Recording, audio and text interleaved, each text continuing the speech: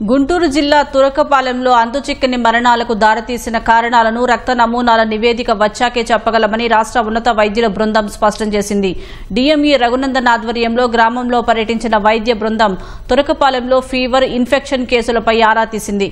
వైద్య శిబిరంతో పాటు గ్రామంలోని బాధితుల్ని పరామర్శించి క్షేత్రస్థాయి పరిస్థితుల్ని అధ్యయనం చేశారు. గత 5-6 నెలలుగా గుంటూరు గ్రామీణ మండలంలోని తొరకపాలెం గ్రామంలో పలువురు ప్రాణాలు కోల్పోవడంతో రాష్ట్ర ప్రభుత్వం అప్రమత్తమైంది. మంత్రి సత్యకుమార్ ఆదేశాలతో బుధవారం 50 మందితో కూడిన వైద్య బృందం గ్రామంలో పర్యటించింది. DME doctor Raghunandan, Guntur GGH superintendent doctor Ramana, వైద్య కళాశాల principal doctor Sundarachari, DMHO doctor Vijayalakshmi, స్థానిక వైద్య నిపుణులు డాక్టర్ కళ్యాణ్ తదితర సిబ్బంది తొరకపాలెం గ్రామంలో పర్యటించారు. వైద్య నిపుణులు ఇంటింటా జ్వర లక్షణాలతో బాధపడే వారిని గుర్తించి అక్కడికక్కడే రక్త నమూనాలు తీసుకున్నారు. శానిటేషన్ సిబ్బంది గ్రామంలో పూర్తి స్థాయిలో పారిశుద్ధ్య చర్యలు చేపట్టారు. జూలై, ఆగస్టు నెలల్లో 20 మరణాలు, ఈ నెలలో ఇప్పటి వరకు 3 మరణాలు సంభవించాయని director of medical education doctor Raghunandan వెల్లడించారు. ఇక్కడ కొన్ని రిస్క్ ఫ్యాక్టర్స్ ఉన్నాయని మాకు అర్థమైంది. అంటే డ్యాంప్ సాయిల్, ఏదైతే సరౌండింగ్స్ మన చుట్టూ ఉన్న ఏరియాస్ కొంచెం బురదగా ఉండటము, మట్టి ఎక్కువగా, నీరు ఎక్కువగా ఉండడం, నిల్వ ఉండటము, పశువుల పాకలు కొంచెం ఎక్కువగా ఉన్నాయని చాలామంది చెప్తున్నారు. అదొక రీజన్. ఇవన్నీ ఉండడం వల్ల ఏమవుతుందంటే ఏదైతే మనం ఒక బ్యాక్టీరియా కానీ ఒక ఇన్ఫెక్షన్ కానీ అనుకుంటున్నామో అది ఎక్కువగా ఉండే అవకాశం ఉంది. అది కాకుండా ఇక్కడ ఉన్న 2500 జనాభాలో దాదాపుగా 1200 మందికి ఇప్పటి వరకు టెస్టింగ్లు చేయడం జరిగింది.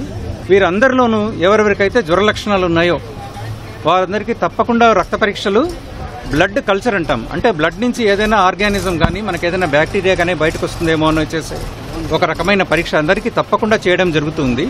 నాట్ ఓన్లీ బ్లడ్, ఏదైతే వాటర్ నుంచి, సాయిల్ నుంచి స్ప్రెడ్ అవుతుంది అనుకుంటున్నాం మనం, ఆ నీటి శాంపుల్స్, 2 రకాల నీటి శాంపుల్స్ తీసుకోవడం జరిగింది. ఒకటి వచ్చి ఇక్కడ ఉన్న రిజర్వాయర్, రెండవది వచ్చి వాటర్ ట్యాంక్. ఆ రెండింటి నుంచి కూడా శాంపుల్స్ తీసుకుని పరీక్ష పంపడం జరిగింది. ప్రస్తుతం గుంటూరు జీజీహెచ్లో 2 ఇన్పేషెంట్లుగా చికిత్స పొందుతున్నారని, ఇప్పటి వరకు జ్వరంతో ఉన్న 29 మంది నుంచి సేకరించిన రక్త నమూనాల్ని గుంటూరు ప్రభుత్వ మెడికల్ కాలేజీలోని మైక్రోబయాలజీ ల్యాబ్లో పరీక్షిస్తున్నారని అధికారులు చెప్పారు. ఓ ప్రైవేటు ఆసుపత్రిలో చికిత్స పొందిన రోగుల నుంచి సేకరించిన నమూనాల్ని పరీక్షించగా 2 మెలైడియోసిస్ బారిన పడినట్లు గుర్తించామన్నారు. బ్యాక్టీరియా కారణంగా వచ్చే మెలైడియోసిస్ వ్యాధి పట్ల ఆందోళన చెందాల్సిన అవసరం లేదని, ఐవీ యాంటీబయాటిక్ చికిత్స ద్వారా రోగులు కోలుకుంటున్నారని రఘునందన్ చెప్పారు.